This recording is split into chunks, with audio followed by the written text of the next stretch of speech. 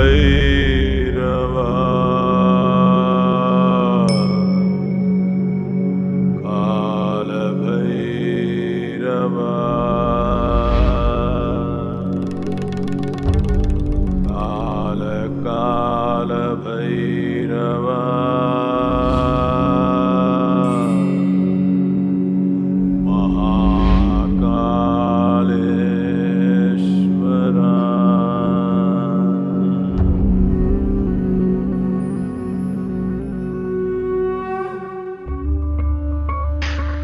मध्य प्रदेश के मालवा में क्षिप्रा नदी के तट पर हजारों वर्षों से भी पहले से बसी है भारत की सबसे प्राचीन सांस्कृतिक एवं धार्मिक नगरी उज्जैन। अलग अलग सदी में ये अलग अलग नामों से जानी जाती रही है। उज्जैनी, अमरावती, कुशस्थली, कनकश्रृंगा और अवंतिका। अवंतिका नगरी भय को दूर करने वाली, अकाल मृत्यु का योग होता है उसको दूर करने वाली। जितने भी भगवान विष्णु के अवतार हुए हैं, कूर्म अवतार हुए हैं, वराह अवतार हुए हैं, नरसिंह अवतार हुए हैं, राम कृष्ण, सभी अवतार किसी न किसी समय पर अपने अवतार के समय पर अवंतिका में आए हैं। पुराणों में सप्तपुरी यानी 7 मोक्षदायिनी नगरों का वर्णन है, उसमें उज्जैन नगरी भी शामिल है। उज्जैन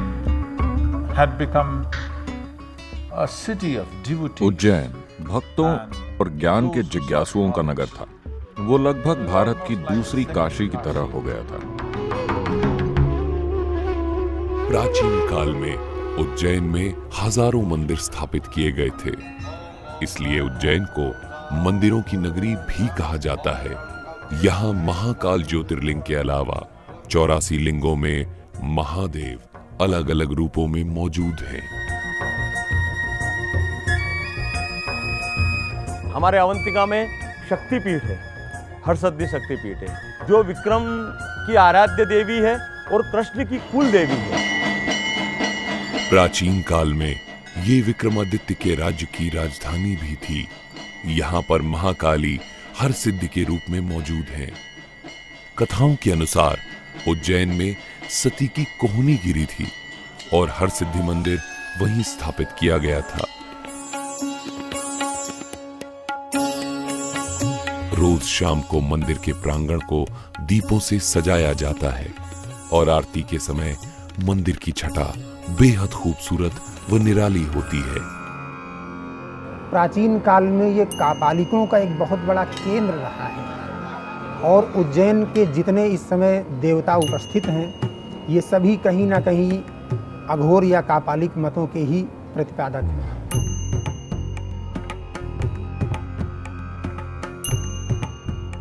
काल भैरव।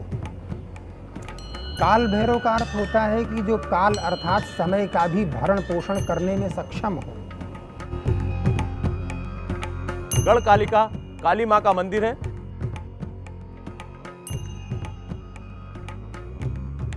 जो महाकवि कालिदास की आराध्य देवी रही है, जहां से कालिदास को ज्ञान प्राप्त हुआ है।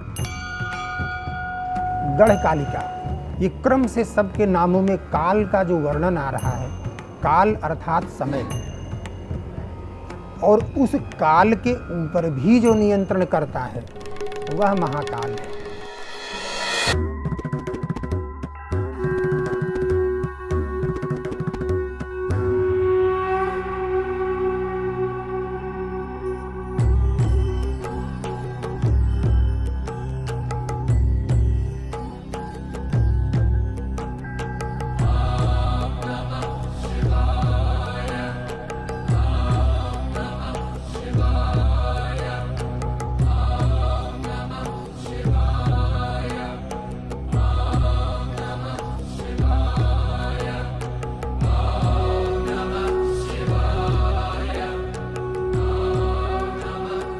दूषण दैत्य का वध करने के लिए और उसके कोप से एक ब्राह्मण बालक को बचाने के लिए भगवान शिव स्वयं प्रकट हुए थे इस जगह पर और उस दैत्य को और उसकी समस्त सेना को यहाँ पर नष्ट कर दिए थे।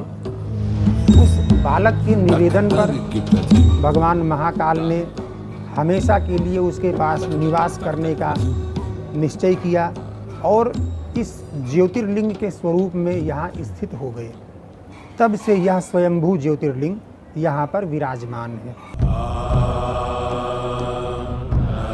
भगवान शिव देश भर में 12 स्थानों पर ज्योतिर्लिंग के रूप में विराजमान है।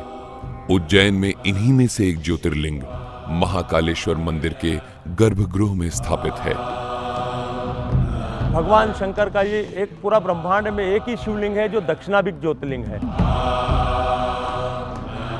दक्षिण दिशा काल की, काल को जिसमें भस्म कर रखा है वो महाकाल है। गर्भगृह में ऊपर सिद्धि यंत्र स्थापित है। महाकाल के बाईं ओर गणेश विराजमान है। दाईं ओर त्रिशूल के पीछे कार्तिकेय और दोनों के मध्य में माता पार्वती। इस ज्योतिर्लिंग की वास्तविक समय सीमा की यह कब से है, इसके बारे में हमारे ग्रंथ मौन है।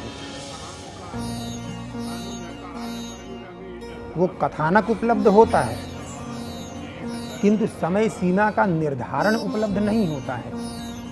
पुराणों के आधार पे हम 5 से 7 हजार वर्ष पूर्व इस मंदिर के निर्माण तक तो पहुंच सकते हैं, लेकिन इस मंदिर के निर्माण के पूर्व यह ज्योतिर्लिंग कब से है, इसके बारे में हमारे ग्रंथ मौन है, क्योंकि आज भी वास्तविक भूतल के नीचे महाकाल जी विराजमान होते हैं।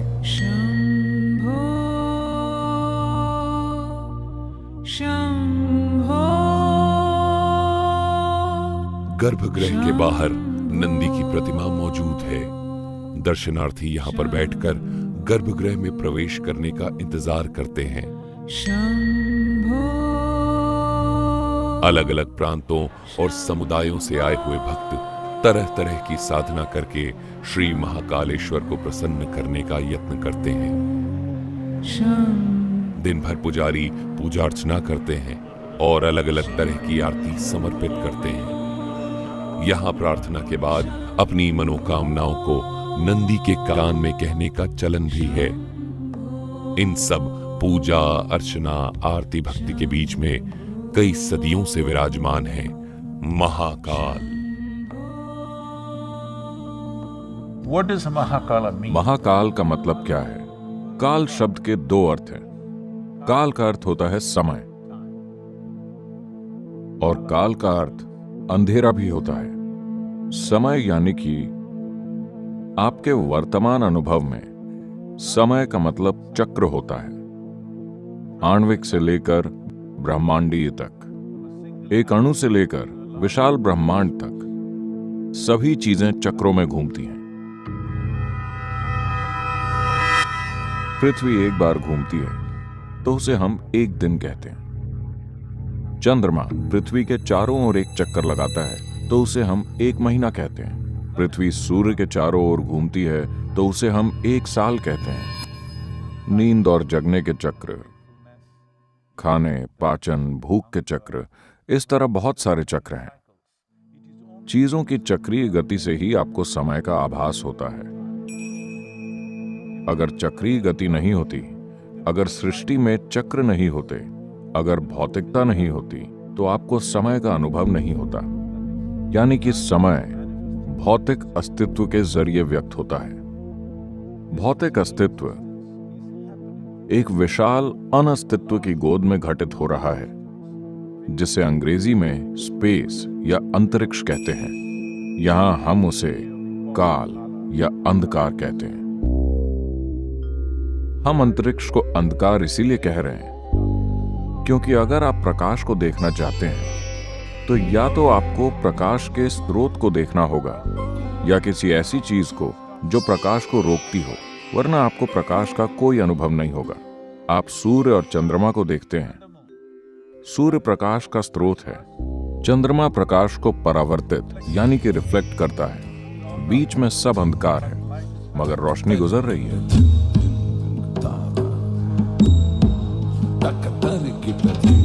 अस्तित्व का मूल आधार है काल या समय, क्योंकि समय के कारण ही स्थान की गुंजाइश है, वरना स्थान का अस्तित्व नहीं होता। नागेन्द्रहाराय त्रिलोचनाय। इसलिए स्पेस को काल या अंधकार कहा जाता है, क्योंकि अंतरिक्ष अंधकारमय है। अगर आप समय का अनुभव करते हैं भौतिकता के परे या भौतिकता की सीमाओं से परे, तो ऐसे समय को हम महाकाल कहते हैं। महाकाल वो गोद है जिसमें सृष्टि के छोटे छोटे कण यहां वहां मौजूद हैं। बाकी सब खालीपन है। इस फैले हुए ब्रह्मांड में करीब 99% खालीपन है। विशाल आकाश गंगाएं चक्कर लगा रही हैं, मगर उनका 99% खालीपन है। इसलिए महाकाल की गोद में ही सृष्टि घटित होती है।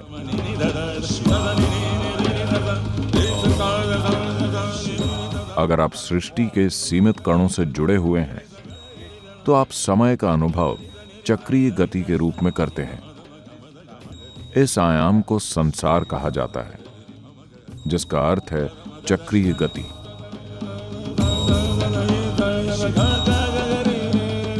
अगर आप इसके परे चले जाते हैं तो इसे हम वैराग्य कहते हैं, यानी कि आप पारदर्शी हो गए हैं। जब आप पारदर्शी होते हैं तो आप रोशनी को नहीं रोकते। रोशनी को न रोकने का अर्थ है कि आप जीवन की बाध्यकारी प्रकृति या चक्रीय गति से मुक्त हो गए हैं। जीवन की चक्रीय गति से मुक्त होने को मुक्ति या मोक्ष प्राप्त कर लेना कहा जाता है।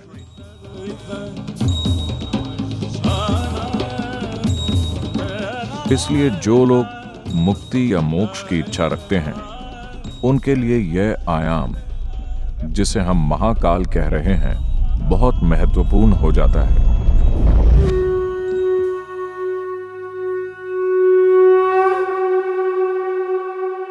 ये सिर्फ संस्कृति से जुड़ी हुई चीज नहीं है, इसमें एक विज्ञान है। उस कृपा क्षेत्र में होने पर, इस महाकाल रूप की मौजूदगी में जब आप वहां जाते हैं तो सब कुछ खत्म, सब कुछ जलकर राख हो जाता है। इसका अर्थ है कि आप भौतिक से मुक्त हो गए हैं। वो रूप आपको अपनी परम मुक्ति, मोक्ष की ओर ढकेलता है।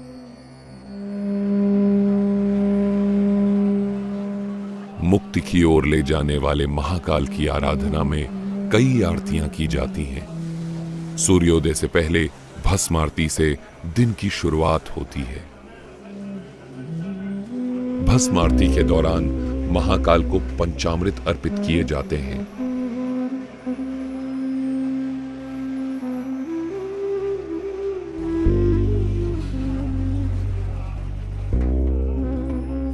उसके बाद महाकाल का जलाभिषेक होता है और फिर अनेक विधि विधाओं से महाकाल का श्रृंगार किया जाता है। नमामि शमीशान निर्वाण रूपम विभुं व्यापकं ब्रह्म वेद स्वरूपम। भगवान यहाँ पर ब्रह्म रूप में विराजमान है, क्योंकि ब्रह्म का जो स्वरूप है निराकार और साकार दोनों स्वरूपों के अंदर परमपिता परमात्मा रहते हैं। भगवान महाकाल जब प्रातः काल भस्म आरती होती है तो वो निराकार से साकार रूप धारण कर लेते हैं, अर्थात शिव से वो शंकर बन जाते हैं।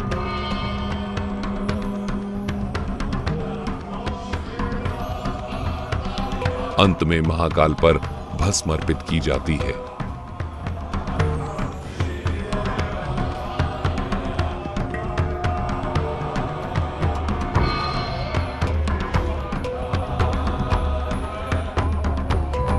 ये प्राचीन मंदिर जब से स्थापित हुआ है तब से यहाँ पर भस्म का लेपन होता है, और यह क्रिया भगवान महाकाल की प्राचीन समय से सन्यासियों का एक विशेष वर्ग करता आया है। और सन्यासियों के उस विशेष वर्ग का जो महंत होता है वही भगवान महाकाल पर भस्म का लेपन किया करता है।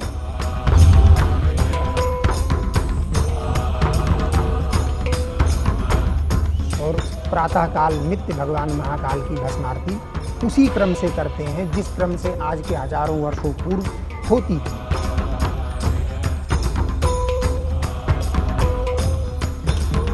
और यही भगवान महाकाल की मुख्य पूजा मानी जाती है।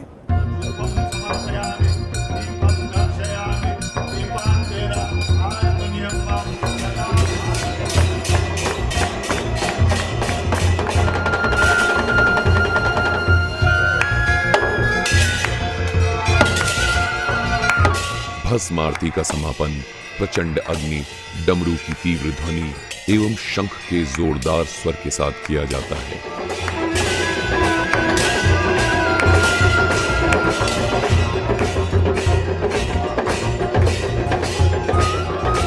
प्रातःकाल भस्म आरती के बाद 7 बजे दध्योदक आरती होती है। दही और चावल का भोग लगाया जाता है।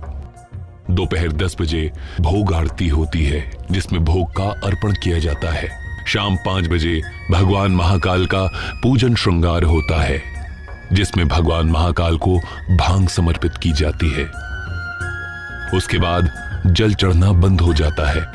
शाम 7 बजे संध्या भोग आरती की जाती है। संध्या काल में आरती के दौरान तेज नगाड़ों, ढोल, घंटियों के साथ महाकाल का वंदन किया जाता है।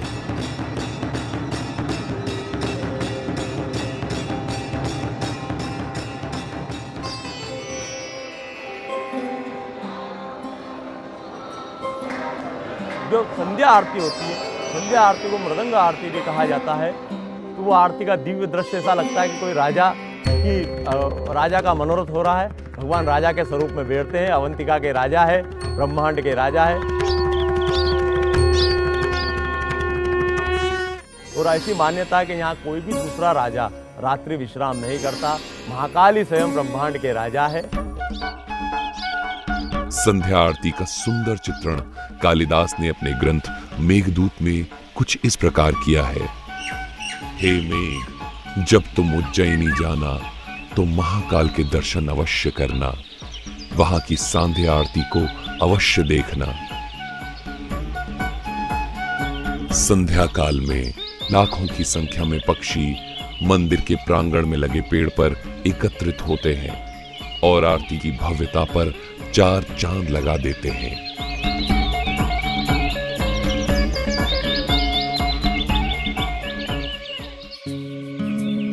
महाकालेश्वर मंदिर में गर्भगृह के अलावा 2 और महत्वपूर्ण हिस्से हैं। सबसे ऊपरी तल पर मौजूद है नागचंद्रेश्वर, जिनके दर्शन केवल नागपंचमी के दिन ही होते हैं, और उसके नीचे मंदिर के पहले तल पर ओंकारेश्वर रूप में शिव विराजमान है।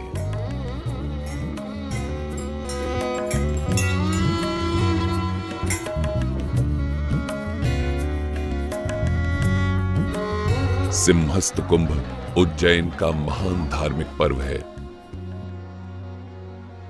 कुंभ का शाब्दिक अर्थ है कलश। पुराणों में वर्णित कथाओं के अनुसार समुद्र मंथन के बाद अमृत लेकर जाते समय अमृत की 4 बूंदें कलश से छलकीं और पृथ्वी पर गिर गईं।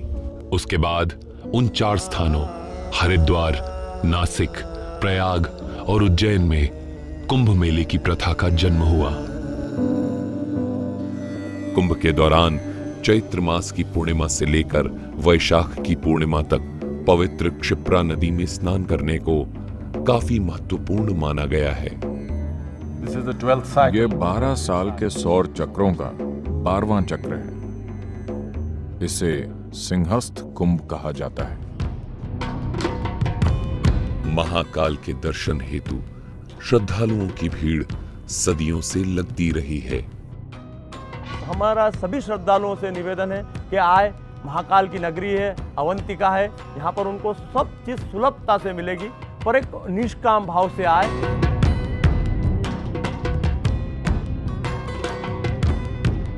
शास्त्रों के अंदर भगवान शिव के चरण स्पर्श का महत्व, अर्थात भगवान शिव के चरणों में स्पर्श है, ना कि लिंग पे स्पर्श है। दूर से ही भगवान शिव को भी यदि नमस्कार कर लेता है, दूर से यदि भगवान शिव को किसी जल पात्र के माध्यम से भगवान पर जल चढ़ा देता है तो भगवान महाकाल के ऊपर जल चढ़ता है। यह भावना लेकर आए।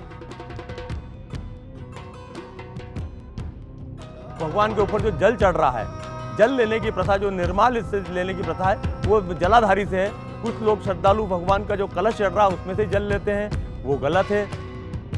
भगवान महाकाल को मस्तक नहीं लगाना चाहिए, उनको या तो जलाधारी में स्पर्श करे वो, दूसरा मंदिर की एक मर्यादा है उसका पालन करे। अपनी जो भी शासन के द्वारा जो व्यवस्था बनी हुई है उस व्यवस्था का पालन करें। सदियों से सभी के स्वागत में हाथ जोड़े खड़ी हैं मंदिरों की नगरी उज्जैन, और सदियों से भक्तों को अपनी कृपा के आगोश में भरकर उनकी मुक्ति का मार्ग प्रशस्त करते हुए विराजमान हैं कालों के काल महाकाल। एक बार फिर हम आप सबका इस उज्जैन नगरी में स्वागत करते हैं।